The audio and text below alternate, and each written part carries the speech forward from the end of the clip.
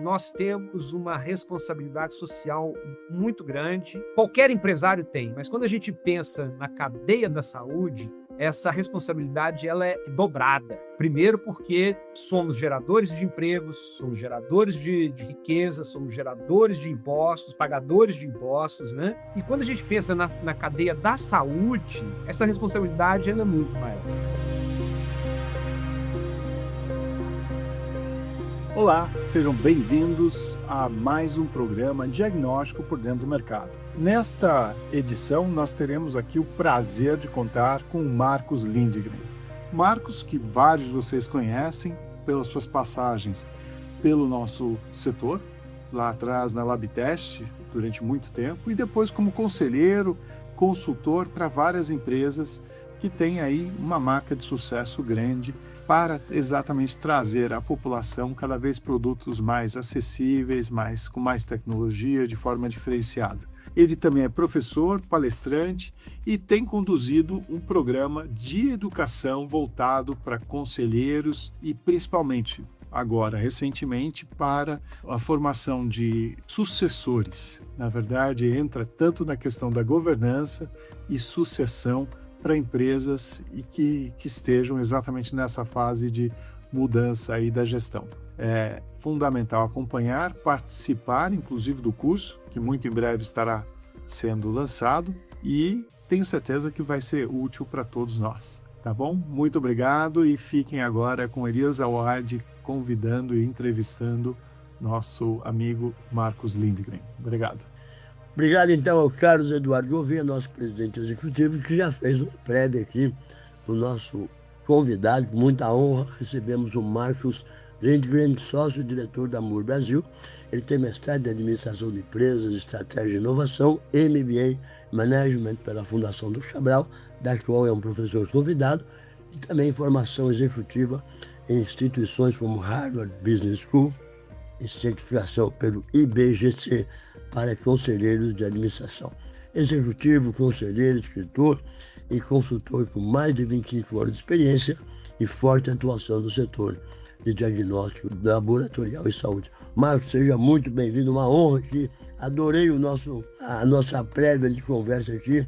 Vamos, com certeza, nos aprofundar bastante na tua experiência. Tudo bem com você? Tudo ótimo, Elias. Eu é que tenho que agradecer essa oportunidade de estar aqui com você, falando para esse público que eu admiro tanto, né? O Carlos Eduardo é um grande amigo de longa data e eu tenho um carinho todo especial pelo setor e pela empresa que me apresentou o setor, que foi a Labtest, onde eu conheci o setor da saúde, mais especificamente da medicina laboratorial, do diagnóstico laboratorial, mas também aonde eu tive a minha primeira atuação dentro de uma empresa de controle familiar, que é muito do que a gente vai falar aqui hoje. Com certeza, vamos falar bastante sobre isso, que é um tema muito importante e relevante, sem dúvida alguma, né? Eu até lancei um livro, né, sobre sucessão, e uma hora vai chegar, né?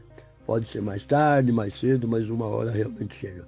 Mas antes da gente se aprofundar até, né, pelo que eu amo fazer, a gente gosta de conhecer um pouquinho da biografia dos nossos convidados. Eu conto um pouquinho da tua história de vida. Sou mineiro de São João del Rei, nasci dentro de uma indústria têxtil centenária, cresci nesse mundo de indústria têxtil, me formei inicialmente em química têxtil, fui para a Suíça estagiar numa empresa bicentenária, quase tricentenária, chamada Ciba-Geigy, que depois acabou se dividindo em outras empresas, né?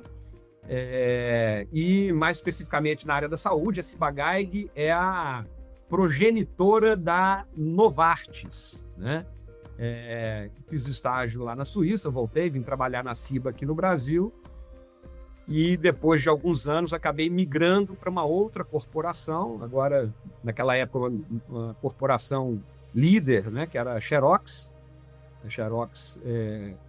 que virou referência na área de fotocópias e tudo mais, né? Fiquei nessa corporação durante 3 anos e aí, nesse meio tempo, eu me formei em administração de empresas, fiz Fundação Dom Cabral em 2020 e nessa experiência da fundação é que eu fiz a minha transição para o mercado do diagnóstico. Eu tive 2 colegas na fundação, a Paula Basques e o Burkhard Roland Galber. A Paula, filha do Dr. Zé Carlos Basques, um dos fundadores da LabTest. A Paula estava encabeçando o processo de profissionalização da empresa, né, do processo sucessório, implementação de governança, e eu fui convidado por ela para compor o time ali dos primeiros executivos de fora da família. Foi fantástica a experiência, né? Poder trabalhar com o Dr. Zé Carlos Basques, que é uma referência no setor. E nessa época é que eu conheci a CBDL, né? Obviamente, eu representando a LabTest, comecei a frequentar a CBDL, conheci o Carlos Eduardo. E aqui uma passagem interessante da minha história com a história da CBDL. O atual presidente da CBDL, o Fúvio Faco, eu que o contratei, ele recém-formado. Olha, E eu contratei para trabalhar na LabTest e nós formamos um time que foi muito bacana naquela época, foi uma experiência muito gratificante. E aí, em 2007, eu terminei um ciclo que eu tinha iniciado naquela empresa e saí para começar a carreira de consultoria. Eu montei uma empresa chamada Novo Ciclo Empresarial, que eu conduzi durante 10 anos, até que em 2017, a Moore, naquela época se chamava Moore Stephens, ela me incorporou a Novo Ciclo e eu passei a ser um dos sócios aqui no Brasil. Estou nessa posição desde 2017, então. Fico aqui baseado em BH, mas eu brinco que eu pago IPTU e BH, mas na verdade eu moro no aeroporto, no hotel, porque os nossos clientes estão no Brasil inteiro. Com certeza, não tem razão. Muito bom, olha, realmente, primeiro já deu para perceber o teu faro, vamos assim dizer, para talentos, né? Que o Fúvio Faco, que é o nosso presidente, né, do Conselho de Administração, sem dúvida alguma, é um grande executivo. Agora, é importante também trazer dentro disso, Marcos, esse teu olhar sobre as empresas nacionais, né? Porque, sem dúvida alguma, a gente está acompanhando, né? Uma grande mutação, profissionalização, né? Em especial em nível de sucessão. Hoje, o empresário brasileiro está maduro para esse tema? Nós estamos vivendo exatamente esse momento do amadurecimento. Tá? A estatística ela é recheada, né, de empresas que têm uma mortalidade muito grande ali nos primeiros 2, 3, 5 anos, uma série de riscos inerentes à pouca idade da empresa, né, o próprio risco do modelo de negócio, o risco da proposta de valor que está sendo levado ao mercado. Mas as empresas que conseguem passar por esse primeiro ciclo de mortandade estatística, elas tendem a conseguir seguir um ciclo que tem um outro pico de mortandade, que é quando vai chegando ali em torno dos 30 anos, que tem uma relação muito próxima com esse processo sucessório geracional, que é o período em que os fundadores ainda estão à frente dos negócios. Esses fundadores começam a chegar aí próximo dos seus 65, 70 anos de vida, a empresa está com seus 30, 25, 30, 35 anos. Essa guinada da primeira para a segunda geração é um fator que também acaba levando a esse índice relativamente alto de mortandade. As empresas que conseguem passar por esse primeiro ciclo de sucessão, elas tendem a ser mais longevas, né? Então, o que a gente começa a ver hoje no Brasil, felizmente, é que a gente começa a ter uma massa de empresas nessa fase de 25, 20, 30 anos e que começam a se atentar para a necessidade desse processo de sucessão. E aqui tem uma contribuição muito forte no Brasil de 2 grandes instituições, né? A Fundação Dom Cabral e o IBGC, né? O Instituto Brasileiro de Governança Corporativa. Eu tenho a felicidade de ser membro do corpo de professores da Fundação Dom Cabral e fui aluno do IBGC, né? Você narrou logo no início da nossa conversa. Felizmente, essas 2 instituições vêm fazendo um trabalho muito bonito de conscientização, de preparação, de executivos, de empresários, de filhos de empresários, para que fiquem atentos a essa necessidade de preparação das empresas para que elas sejam perenes, independente de quem estiver à frente dela. né? Independentemente da presença dos fundadores. Então, essa é uma informação que é muito gratificante, né? As estatísticas ainda mostram uma grande mortandade, mas, por outro lado, a gente começa a ver os empresários e seus filhos se preparando para que a sucessão seja muito bem feita, para que a governança tenha maturidade suficiente para poder passar com suavidade por esse processo. Perfeito. Algumas empresas, inclusive, Marcos, que eu biografei, com as quais eu me relaciono ou palestro, eu percebo que, inclusive, já há um trabalho com os netos também, né? Já trabalhando a terceira geração. Exato. Essa preparação, né? A literatura que fundamenta toda essa parte de amadurecimento de governança e gestão, de profissionalização e tal, ela se baseia numa tríade, né? A gente chama ali dos 3 círculos, né, intercruzados, né, que é o círculo da família, o círculo da sociedade e o círculo do negócio, da empresa em si, que precisam ser tratados de uma forma diferente, né? O que precisa ser feito na família é diferente do que precisa ser feito na sociedade e do que precisa ser feito no âmbito empresarial. O exemplo que você trouxe da preparação dos netos, né, é uma prática muito importante nesse âmbito familiar. Essa conscientização e essa preparação dos membros das famílias controladoras, primeiro para que eles saibam que um dia serão herdeiros de uma sociedade. E, nesse sentido, eles cumprirão um papel no futuro de acionistas, né? Ou de sócios, no caso de uma sociedade limitada. E que alguns membros da família serão executivos das empresas controladas pelas famílias. E poucos ascenderão a uma posição estratégica de um C-level ou de um conselho. Então, essa preparação ela é fundamental, né? E aí, quanto antes os fundadores ou os patriarcas, as matriarcas, começarem a preparar os seus herdeiros no sentido de entender que o negócio é uma ambiência, né? É um círculo ali que precisa ter uma independência, ter uma autonomia, ter uma identidade, mas que a família precisa estar muito bem preparada para ajudar a sociedade e o negócio continuarem saudáveis ao longo do tempo. Essa preparação é fundamental, né? Ser acionista, eu sempre falo isso, ser acionista demanda muita preparação, que é uma preparação completamente diferente de um executivo. Entendo. Né? E aí eu já, de cara, toda vez que a gente começa um trabalho com os nossos clientes, a primeira coisa que eu falo é o seguinte: olha, se vocês têm que fazer uma distinção muito grande entre o que é ser herdeiro, né, que isso todos membros da família herdarão aquele patrimônio, mas a sucessão de gestão não obrigatoriamente precisa acontecer no âmbito da família. Se nós tivermos membros nas famílias competentes o suficiente para conduzir o negócio, isso é ótimo.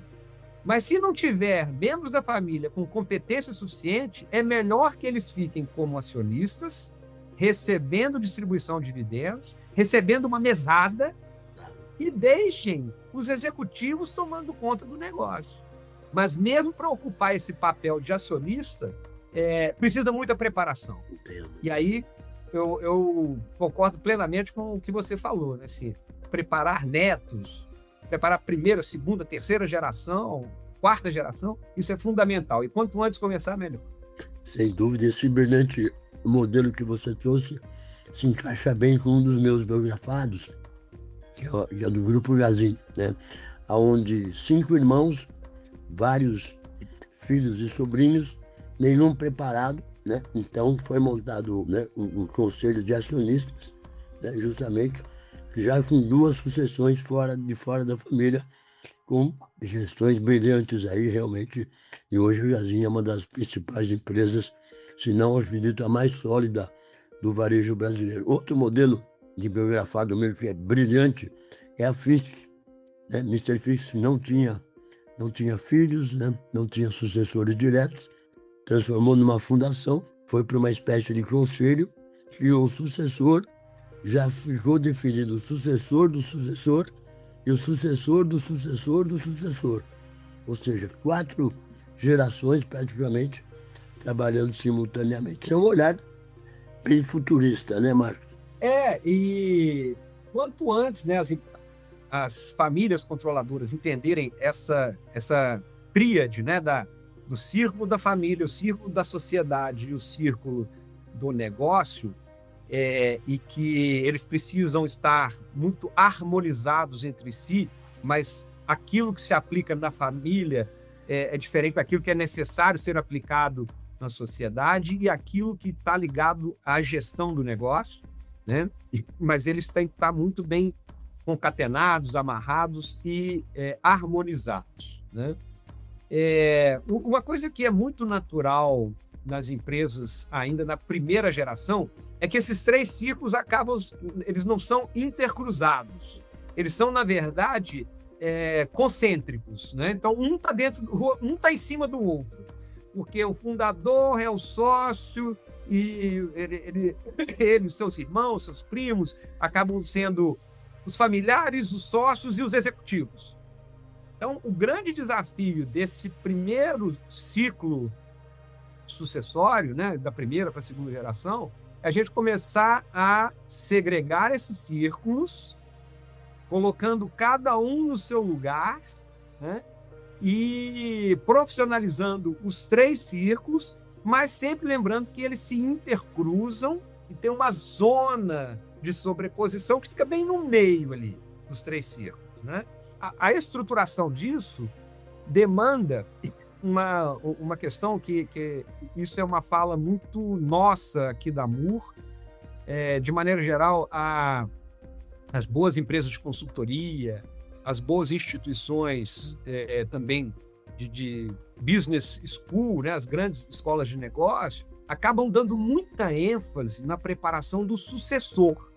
Ao longo da nossa jornada, a gente foi percebendo que, na verdade, o ponto principal para o sucesso desse movimento todo é a preparação do sucedido, e não apenas do sucessor. Olha. Porque o sucedido é quem precisa entender que esse movimento ele é obrigatório para a perenidade do negócio.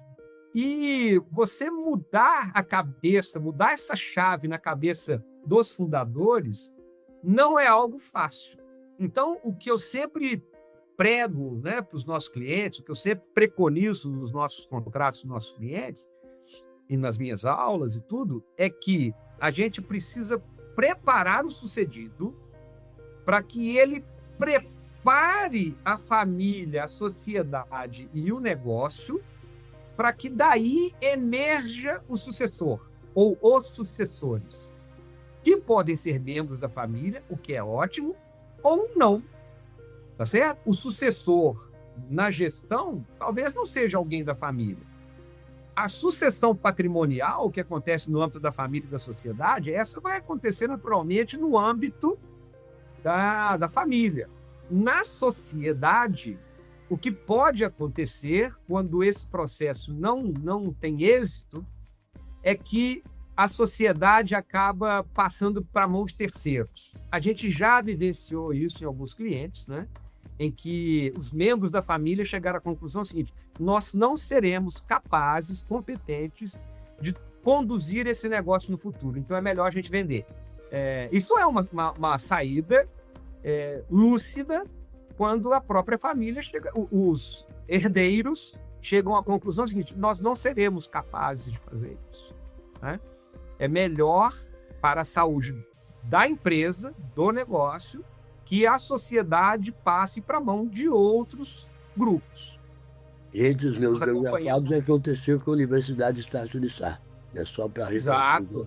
Com a Estácio de Sá. Aconteceu aqui com um cliente nosso aqui no interior de Minas, é uma empresa chamada Farmax. É o que eu vou falar aqui, é público, né? Não estou contando nada que não seja público. Que os membros da segunda geração tinham outros negócios, tinham outros interesses, entenderam que, olha, gente, é melhor nós, os primos aqui, chegar a uma conclusão que é melhor a gente preparar a empresa para ela ficar muito saudável e a gente vender para um grupo de investidores. E assim fizeram a transição muito tranquila, né? Com a própria primeira geração aquecendo e concordando com a transação. Óbvio que tem aquele vínculo emocional, né? O fundador trata a empresa fundada por ele como um filho, né? Como parte do corpo dele, né? Então, para a primeira geração é sempre mais difícil. Mas eles entenderam concordaram com a segunda geração. Vai ser melhor para todo mundo a gente vender. E aí a família se capitaliza e mantemos a harmonia entre os primos, entre os troncos familiares e tudo, né? A própria Labtest, né, ela passou por esse processo. A Labtest foi vendida 2, 3 anos atrás por um grupo de Singapura. Eles entenderam, ali, os membros da segunda geração, que era o melhor caminho. E a Labtest continua aí saudável, crescendo, tudo. É um desfecho que me parece muito consciente em algumas circunstâncias como essa. Por outro lado, nós temos clientes, por exemplo, aqui tem em Minas Gerais uma indústria têxtil chamada Cedro Cachoeira, né?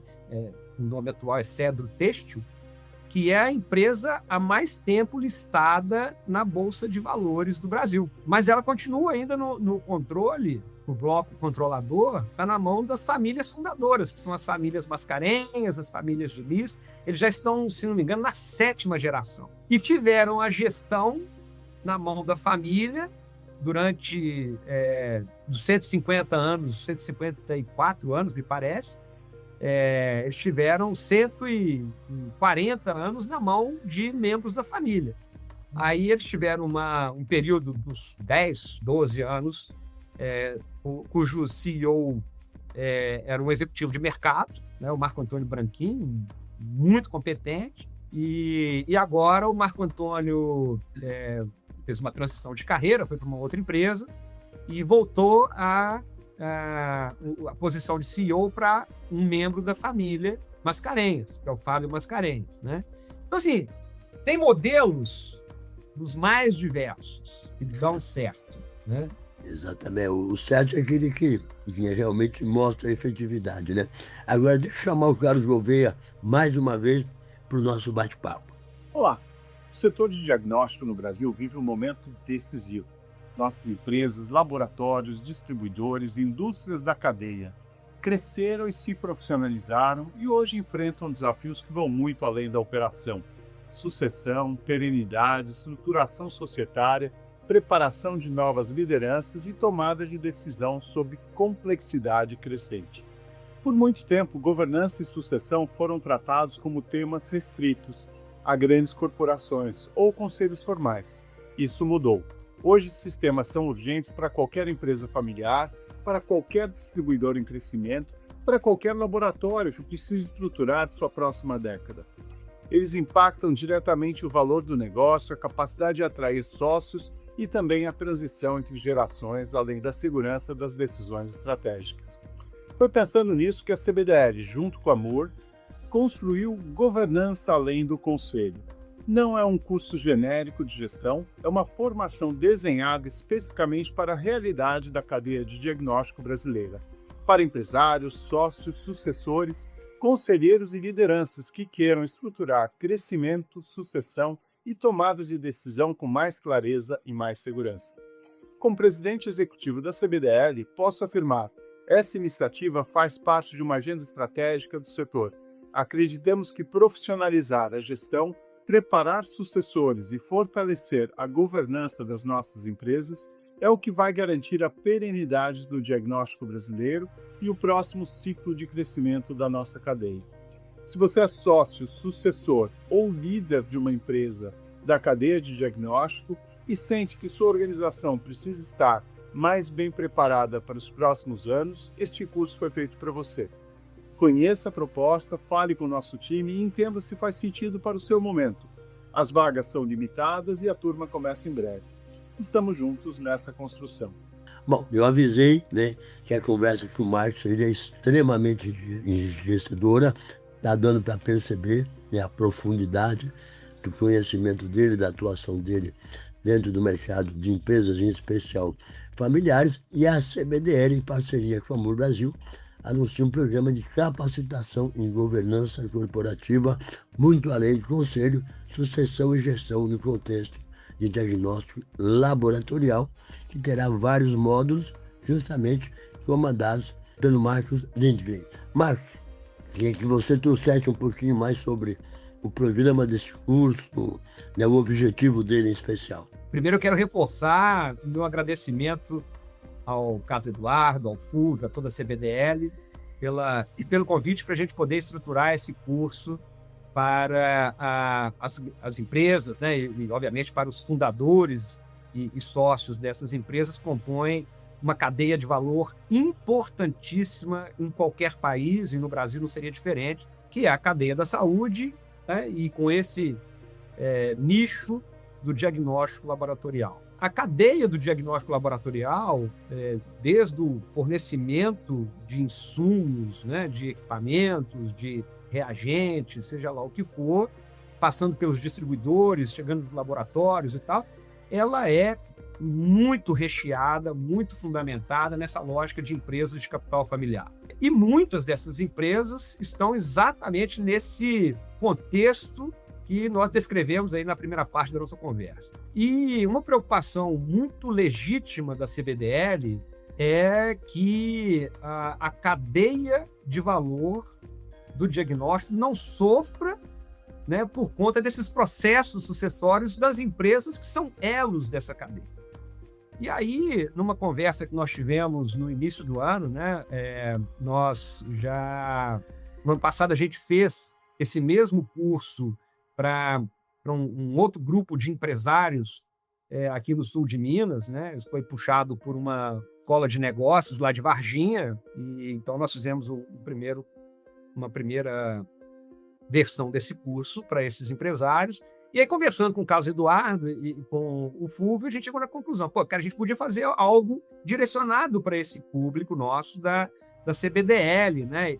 E não só da CBDL, mas também das outras entidades parceiras, né? SBPC, SBAC e várias outras que estão ligadas a esse setor.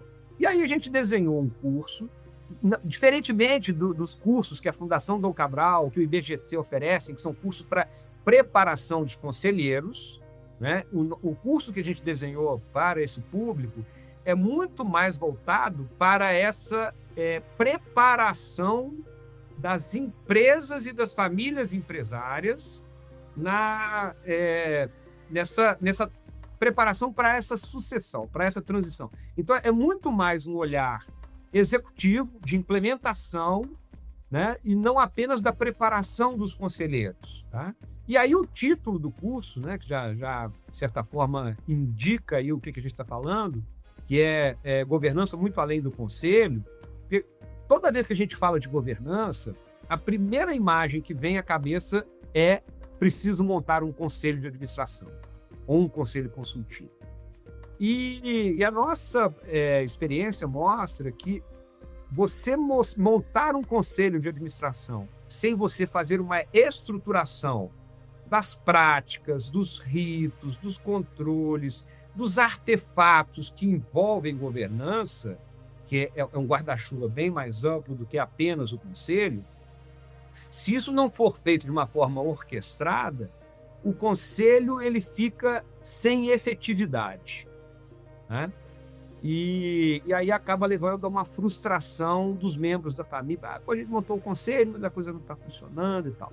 Então, o escopo do curso foi montado em 5 módulos, exatamente para que a gente vá falando do que é governança, desde os conceitos mais básicos, fundamentais, depois falando da preparação de todos esses ritos, essas ferramentas, esses controles. Então, a gente fala de auditoria externa e auditoria interna, a gente fala de planejamento estratégico e da execução do plano estratégico. A gente fala muito sobre processos decisórios internos e quem é responsável por o quê dentro desse fluxo de processo decisório. Falamos de níveis de alçada e tudo mais. Entramos muito nas práticas de controladoria, como é que a gente vai controlar as nossas informações, os nossos indicadores estratégicos e como que eles se correlacionam com os resultados financeiros, com demonstrações financeiras, com auditoria, né? E como que isso precisa ser embalado para poder subsidiar o processo decisório no âmbito de conselho. Falamos muito também do papel dos executivos, sejam eles membros da família ou não. Falamos dessa preparação da família, preparação da sociedade. Tem um campo ali que a gente fala um pouquinho sobre a necessidade de liquidez nas pessoas físicas dos familiares versus a capacidade de geração de liquidez no negócio, que é algo que precisa estar muito bem harmonizado, né? Lembrando que todo o processo sucessório, de maneira geral, ele leva a uma pulverização do controle de capital. Fazendo uma conta básica aqui. Se você tem 3 famílias que são as controladoras, 3 sócios se juntaram há 30 anos atrás, 1/3 para cada um. Esses sócios depois se casaram, cada um teve 3 filhos. Na sucessão desses 3 sócios, a gente já tem uma exponencialização da dispersão do capital. Nós tínhamos 3 sócios, cada um com 33%, e agora nós temos 9 sócios, cada um com 11%. Né? Isso muda tudo. Muda o processo decisório, isso muda a demanda por liquidez. E lembrando, né, a grande maioria dos negócios de capital familiar, os fundadores vieram de origens, de maneira geral, né? Isso não é uma regra incontestável, mas de maneira geral são pessoas que vieram de origem mais humilde. Perfeito. Já a segunda geração já cresceu num ambiente muito mais sofisticado, mais requintado, tiveram acesso a um conforto que a primeira geração não teve. Quando há essa pulverização de 3 para 9, as famílias que vão depender da geração de caixa daquele negócio, se isso não for muito bem administrado, as famílias começam a sangrar o negócio. Essa é uma outra causa mortes muito comum.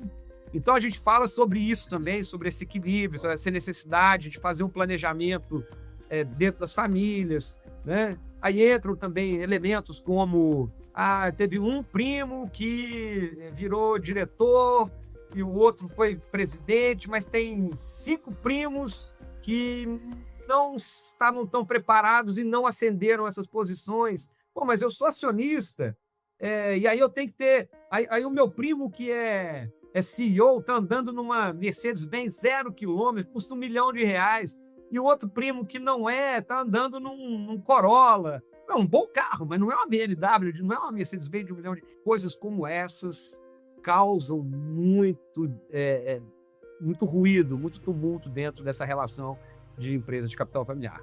Então, a gente trata muito desses temas e sempre muito baseado em fatos reais. A gente criou até um jargão aqui interno. Nós criamos os business causes. Não é business case, são business causes. É obviamente uma brincadeira. O que a gente faz? A gente pega casos reais e a gente cria uma anedota em cima disso, né? Vira um caos mineiro, né? Usando mineireza aqui. E a gente usa esses business causes muito para poder ilustrar. Olha, acontece isso, toma cuidado, porque, né, pode ser que na sua família isso não aconteceu, mas pode acontecer. E, invariavelmente, quando a gente usa os business causes, as pessoas começam assim, nossa, rapaz, eu já vi isso acontecendo lá em casa. Não tenha dúvida. É aquela velha história do Atílio Fontana, né, que dizia que a Sadia era uma fábrica de linguiça e salsicha e que nunca se esquecessem disso, né? Quando se esqueceram, né, infelizmente, né, ela perdeu o mercado, perdeu o valor e tudo mais. Outro expertise seu é essa atuação em ambidestria organizacional.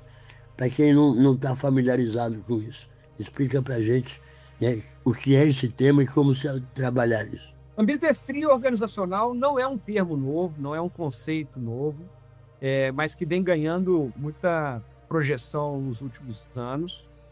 Eu sou um dos professores que compõe o time dessa disciplina na Fundação Dom Cabral, né? A ambidestria, a gente até importou isso da própria biologia, né? A ambidestria é a capacidade do indivíduo ter destreza igualmente dos dois lados do corpo, né? Então, ele consegue escrever com a mão direita, com a mão esquerda, ele consegue jogar futebol e chutar com as duas pernas. E isso tem a ver com a própria conformação cerebral, né? Os dois hemisférios do cérebro, um lado tende a ser mais racional, mais procedimental, né? De raciocínio analítico e tomada de decisão muito estruturada, baseada em fatos e dados. E o outro hemisfério é o hemisfério mais da criatividade, das emoções, da intuição e tudo mais. De maneira geral, os seres humanos tendem a ter um hemisfério mais proeminente do que o outro. E a mesma coisa acontece com as empresas, né? Então, tem empresas que são muito criativas, muito inovadoras, inventivas, o que é muito bom, e a gente vê isso muito nas startups, né? E nas empresas que estão sendo fundadas aí pelas famílias nos seus primeiros ciclos de vida. Isso é muito importante nessa parte da inovação, da criatividade e tudo mais, da adaptabilidade, mas para a escalabilidade e o crescimento das empresas, é fundamental que haja essa questão mais processual, procedimental, mais analítica, mais estruturada, que tende a conflitar, como modelo mental dentro das empresas, isso tende a criar um conflito, né? Assim, a empresa muito inovadora não quer ter processos muito bem estruturados. E as empresas muito estruturadas, que buscam muita eficiência operacional, tendem a rechaçar essa parte mais da criatividade, da tentativa e erro, da inovação disruptiva e tudo mais. Por quê? Porque isso quebra a eficiência operacional num primeiro momento. Então, a gente sintetiza esses dois hemisférios nos modelos mentais em eficiência operacional e inovação. E o que a gente sempre preconiza dentro dessa disciplina da ambidestria organizacional é que precisa haver um equilíbrio entre esses dois hemisférios, entre eficiência operacional e a inovação, tá certo? Para poder a gente ter os bons resultados no curto prazo, que são oriundos da eficiência operacional.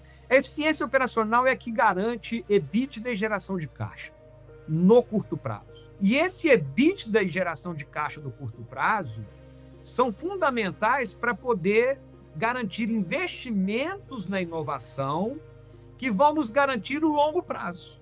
Então, a lógica da ambidestria organizacional conversa muito com todo o tema de sucessão, de governança, para pensando na longevidade das empresas, porque a gente tem uma combinação de eficiência operacional, gerando caixa, gerando EBITDA no curto prazo, ao mesmo tempo em que nós estamos olhando para o futuro, pensando nas mudanças do ambiente externo e interno, pensando em estratégias que garantirão a nossa competitividade no longo prazo, e essas duas mentalidades convivendo lado a lado de uma forma muito simbiótica e muito produtiva. E, mais uma vez, isso está ligado à cultura, né? Sem dúvida. Muito bom. Parabéns, viu? Olha, Marcos, adorei o nosso papo. Vamos considerar ele capítulo 1, né? Dessa sua história, porque realmente a gente vai querer voltar a ouvir você novamente. Então, deixo aqui meu abraço e que você nos deixasse uma mensagem final. Bom, primeiro, o prazer e o agradecimento é todo meu, né? Poder estar aqui com vocês, te conhecer pessoalmente, né?